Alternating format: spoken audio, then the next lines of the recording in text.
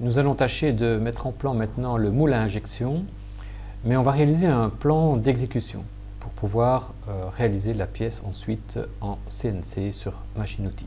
La cotation est donc un petit peu différente puisqu'on essaie de coter à partir des points de référence, c'est-à-dire que les cotes verticales vont partir du point 0 qui était sur la surface supérieure de la pièce. Et pour les cotations horizontales et verticales vues du dessus, on sait que le point de référence se trouve dans le coin inférieur gauche et donc on fera partir toutes les cotes à partir de ce point 0 et toutes les cotes vont s'accumuler les unes après les autres. Attention, ce n'est pas une cotation en série, c'est bien une cotation en parallèle où les cotes se rajoutent les unes aux autres. On va tâcher aussi de corriger un petit peu le plan puisqu'ici nous avons affaire à une coupe, il nous manque quelques arêtes cachées. On va donner un nom à cette coupe contrairement à ce qu'on a dans ce plan et en plus le 4 degrés qui se trouve là est en fait une cote pour information. En effet, en réalité, ce n'est pas un 4 degrés exact. Par contre, ce qui est connu exactement, c'est la position du centre de ce cercle qui correspond au centre aussi de l'arrondi. Nous allons maintenant faire le plan.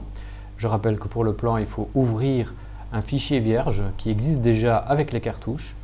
Cette année, nous aurons donc un format vierge qui contient tous les formats. On prend donc format vierge et CAM, j'ouvre. Un message signale que le fichier est en lecture seule, c'est pour vous rappeler que vous devez sauvegarder votre fichier directement sous votre nom personnel. C'est donc la première étape à réaliser, fichier enregistré sous, et vous allez le mettre dans votre répertoire. Vous allez l'appeler par exemple moule à injection, puisque c'est le plan du moule à injection, et on est déjà un, je vais en faire un deuxième. J'enregistre. Petite nouveauté aussi, j'ai mis les 4 calques avec les différents formats A4V et H, A3V et H. Chaque format donc contient les cartouches et cadres avec la bonne orientation et les bonnes dimensions. Il vous suffit donc simplement de sélectionner le calque qui vous intéresse. Pour l'exercice qui nous intéresse, ce sera un A4 vertical. Je vais donc double-cliquer pour l'activer. Deuxième étape, on va remplir le cartouche en allant dans le fond du calque pour au moins mettre l'information de titre. Donc dans ce cas-ci, c'est le moule d'injection et on va mettre cotation DPE. Pourquoi cotation DPE? Puisque dans l'énoncé, on vous demande de faire 2 mises en plan, une cotation DPE, règle CAM, et une cotation suivant la méthode d'usinage. On fait OK. N'oubliez pas de mettre votre nom. On va donc mettre le nom.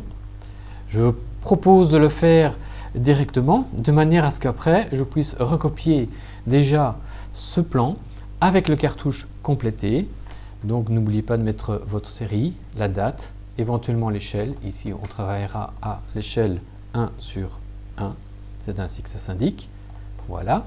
Une fois que vous avez complété le cartouche, on va pouvoir retourner dans les calques de vue pour déposer les vues. Avant de déposer les vues, on va donc recopier maintenant ce cartouche.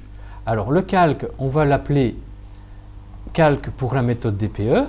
Donc on prend les propriétés et on lui rajoute un nom complémentaire DPE. J'applique. Vous voyez que le nom a changé, on peut l'afficher. Voilà. Je vais copier ce calque une seconde fois. Je vais faire donc un copier. Je vais le coller sur le format principal. Je fais un coller. Il se rajoute ici. C'est un nouveau calque. Et ce calque-là, je vais le renommer pour signifier que celui-là, ce sera le calque pour les cotations CNC. On va mettre, par exemple, cote CNC. J'applique OK. Les autres calques ne sont plus nécessaires. Il est évident que pour bien les distinguer, on va ensuite éditer le fond de calque pour changer le contenu du cartouche. Pour ce calque-ci, on va mettre cotation CNC. Je fais OK et je retourne aussi dans le calque des vues. On va rester sur ce calque-ci pour réaliser donc la cotation qui est un peu nouvelle pour vous. Vous ferez la cotation DPE dans l'autre calque mais ça, vous connaissez les techniques. Sachez qu'il y a moyen de remettre de l'ordre dans les calques si vous préférez. Donc je peux faire un clic gauche et demander par exemple de changer l'ordre du calque. Si vous cliquez sur le calque ou de référence, il le met juste après le calque désigné. Et vous est loisible aussi d'effacer éventuellement les calques inutiles. Ne le faisons pas trop vite, on ne sait jamais que vous ayez choisi le mauvais format.